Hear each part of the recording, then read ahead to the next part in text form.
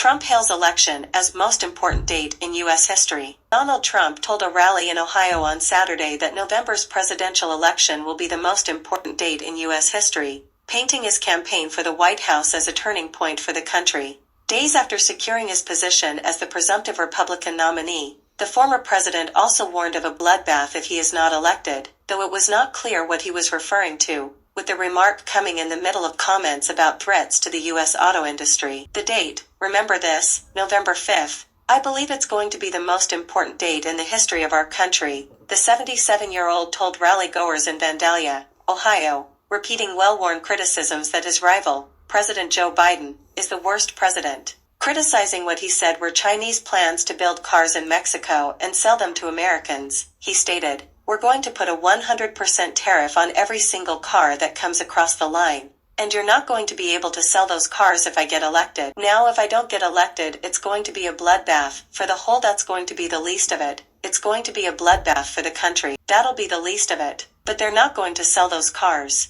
As Trump's comment gained traction on social media, Biden's campaign released a statement calling the Republican a loser at the ballot box in 2020, who then doubles down on his threats of political violence. California State University System sees unprecedented decline in enrollment. The California State University System is experiencing an unprecedented decline in the number of students enrolled in its programs. According to the most recent enrollment report from California State University, enrollment has dropped by nearly 6% since 2019. That means there are about 28,000 fewer students enrolled in a CSU. California's 2024 primary election results in lowest voter turnout in state history. The CSU system is the nation's largest four-year public education university system and includes 23 universities and 7 off-campus centers. Although CSU enrollment is trending on the decline, California is not alone. According to the Education Data Initiative, college enrollment statistics indicate that more Americans are foregoing higher education. Some may be putting off college attendance to build savings. From 2010 until 2023, enrollment has declined 9.8% nationwide, according to educationdata.org. The rate of enrollment among new high school graduates has also declined by 7.3% year over year. Navalny, tool for the deep state, reportedly dead in prison. An important critic of Russian President Vladimir Putin has reportedly collapsed and died at a penal colony near the Arctic Circle in Siberia. A video has surfaced on the Russian news outlet SOTA Vision showing Alexei Navalny laughing and in good spirits, but behind bars at the IK3 penal colony that is also known as the Polar Wolf. Navalny was making an appearance in Russia's Supreme Court by video link. Earlier on Friday, the Russian prison agency made an announcement that Navalny felt unwell and lost consciousness after a walk. They say an ambulance arrived to try to help him, but he died. A spokesperson for Navalny posted in X that they have no confirmation of this yet. His lawyer is on the way to CARP, and when they have information, they will report it to the public. The White House via Vice President Kamala Harris said that whatever the story is, it is clear Russia is responsible. Secretary of State Antony Blinken commented that the fixation and fear of one man only underscores the weakness and rot at the heart of the system Putin has built. The fake outrage from the White House does not water down the fact that Navalny is a terrorist who was caught planning a color revolution to overtake Russia. He was the frontman for the West to do an inside takeover of Russia. Navalny organized anti-government demonstrations and ran for office to push for reforms against the corruption of Russia. He was also a victim of an assassination attempt in 2020 when he suffered a poison attack of a Novichok nerve agent. He was in a coma for many weeks. U.S. facing serious security threat, top lawmakers. The United States is facing a new and serious national security threat, top officials warned Wednesday, with 2 media outlets reporting it involves a Russian attempt to build a space-based nuclear capability. ABC News and the New York Times quoted unidentified officials saying that Russia was developing a nuclear, space-based anti-satellite weapon. According to officials quoted in the Times, Russia has not yet deployed such a capability. In public, officials said there was no need for panic, but refused to give details, only issuing cryptic statements about a serious matter, which is set to be discussed in a closed-doors meeting between congressional leaders and the White House on Thursday. The first inkling of something unusual came from U.S. House Intelligence Committee Chairman Michael Turner, who abruptly issued a statement referring to a serious national security threat. "I am requesting that President Biden declassify all information relating to this threat so that Congress The administration and our allies can openly discuss the actions necessary to respond to this threat, he said. Unidentified sources told NBC and CNN the threat was a highly concerning Russian military capability, without providing further details. Turner and his Democratic counterpart Jim Himes said in a letter to lawmakers the panel had identified an urgent matter with regard to a destabilizing foreign military capability that should be known by all congressional policymakers. They said the committee had voted on Tuesday to make classified information available in a secure location for review by lawmakers until Friday. Himes urged caution, however, in a separate statement in which he described the intelligence as significant but not a cause for panic. The Republican House Speaker, Mike Johnson, also urged caution, telling reporters at the Capitol that there is no need for public alarm. Trump wants delay in election interference trial as Jack Smith continues to trash democracy. President Trump has asked the Supreme Court to lengthen the delay in the trial that comes from special counsel Jack Smith's 20202 election interference fantasy, stating that he has presidential immunity that protects him from prosecution. The former president's lawyers filed an emergency appeal with the Supreme Court Monday afternoon, only days following a ruling in the matter by the D.C. Appeals Court says that Trump, who is the 2024 Republican frontrunner for president, is not immune from being prosecuted in Smith's case. Trump's request asks for temporary relief to stay or block the appeals court decision from taking place. The purpose is to give Team Trump more time to file an appeal in the Supreme Court to decide whether a former president has immunity from criminal prosecution on action that were taken while in office, a matter that has held the standard that is in favor of Trump. The trial that comes from Smith's case remains on hold, awaiting a resolution of the immunity decision. The Justice Department could request an expedited decision of the initial emergency appeal. The result will be that such prosecutions will be common, leading to a destructive cycle of recrimination. This will cast a looming shadow over every future presidency by weaponizing every political opponent by extortion or blackmail with an explicit or implicit threat of indictment by future hostile administration. This prosecution will only trash democracy for generations.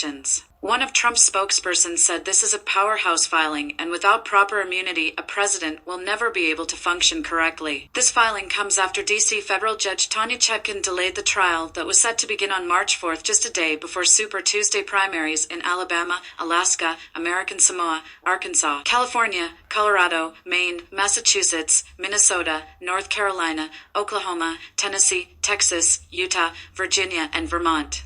Smith charged Trump with conspiracy to defraud the United States, conspiracy to obstruct an official proceeding, and conspiracy against rights. Trump pled not guilty to all charges in August 2023. Systems down, Vegas casinos undergoing strange cyber attacks. MGM Properties, Caesars Entertainment, and other Las Vegas properties are enduring their 8th day of suspicious cyber attacks.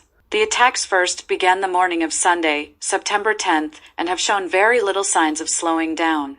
The very next day, September 11th, came an onslaught of system failures throughout MGM Properties, leaving websites, ATMs, slot machines, and majority of financial transactions disabled at the Aria, and throughout other casinos under the MGM umbrella. It appeared that September 12th and 13th got the worst of the attacks, as they had spread from MGM Properties to Caesars Entertainment. All apps, websites, and phone lines were knocked out at both casino umbrellas. Guests had limited access to any kiosks, ATMs, and credit card transactions within these casinos. Many have also reported unusual charges to their credit cards, but have not been able to view their charges and receipts during their stays. Elevators have been down, and people have been kicked out of their hotel rooms with faulty room keys. All employee portals had gone haywire, leaving employees no choice but to check in and cash out guests by hand. According to a local source in the Las Vegas area, people are just abandoning machines with money still left in them. This all comes at the speculation of a group of cyber attackers being paid off an estimated $30 million by Caesars Properties. For reasons still unknown, MGM Properties released a statement in an attempt to alleviate public concerns and have since offered free parking at all of their casinos.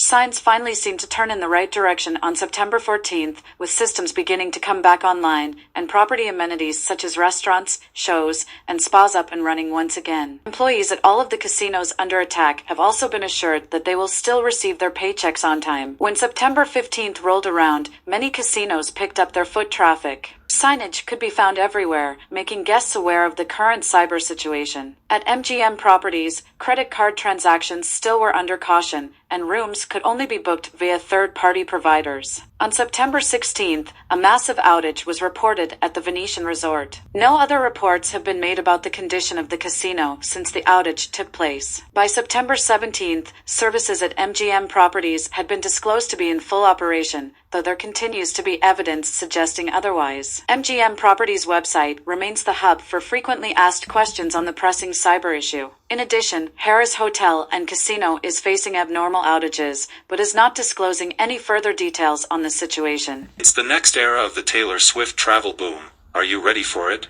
According to a Skyscanner travel trends report, 44% of Americans polled would take a short flight to see their favorite musician or band in concert, with 18% saying they'd fly farther. That rises to 60% if it means paying less for concert tickets. In 2024, these gig trip travelers combine their curiosity for new experiences and desire to explore the world with their love of their favorite artist to craft once-in-a-lifetime vacations. One show definitely fueling global travel, the record-breaking Taylor Swift Eras Tour resumes this month with 85 sold-out stadium shows in Asia-Pacific, Europe, Canada, and the United States. According to Lighthouse data, the Eras Tour will create the highest room rate of the year for each city it passes through. For example, Amsterdam hotels are up $173, Cardiff, Wales is up $162, and Dublin is up $108. The demand for the August concert weekend in Vienna is notably higher compared to other weekends, with several five-star properties and accommodations near the stadium already fully booked. Adds Helen Bichna, B2B Communication and Media Relations, Austrian Tourist Office, Inc., a Virtuoso preferred partner. The anticipation surrounding Taylor Swift's concerts has undeniably created a surge in demand for accommodations, reflecting the significant impact on tourism in Vienna during this period. Trump promises to restore gun freedoms in Pennsylvania speech. Former President Donald Trump said Friday he'd never limit gun rights for Americans amid surging crime, border insecurity and global instability, all side effects of a Democratic administration he deems corrupt and immoral. Now I stand before you with a very simple promise. Your Second Amendment will always be safe with me as your president, he said. When I'm back in the Oval Office, no one will lay a finger on your firearms. It's not going to happen. Trump's pledge came during a 75-minute speech at the Great American Outdoor Show in Pennsylvania's capital city of Harrisburg as he chases the Republican presidential nomination. Even as they turn America into a crime-ridden, gang-infested, terror-filled dumping ground, Joe Biden and his thugs will do everything in their power to confiscate your guns and annihilate your God-given right to self-defense, he said. During the event hosted by the National Rifle Association, the former president recalled his efforts to protect and expand gun rights during his first term, including opening federal land for public hunting access, reversing an executive order that limited ownership rights for some Social Security recipients, and withdrawing from the United Nations Arms Trade Treaty, where basically they take your guns, Trump said. He also committed to undoing a federal rule that recategorizes pistol braces as short-barreled rifles, compelling registration of the weapons lest owners face a felony charge punishable by up to 10 years in prison. 25 states have challenged the rule in federal court. Without his intervention, Trump painted a bleak picture.